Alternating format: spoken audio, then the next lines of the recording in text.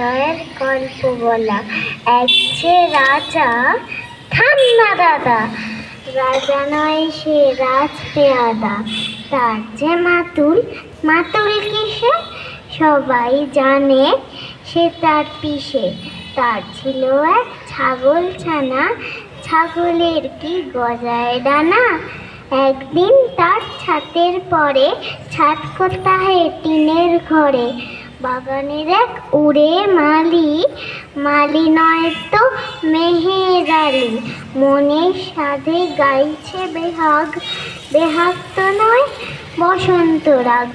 থোনা পাপু ঘেঁচা ঘেঁচি, আচ্ছা বলো চুপ করেছি।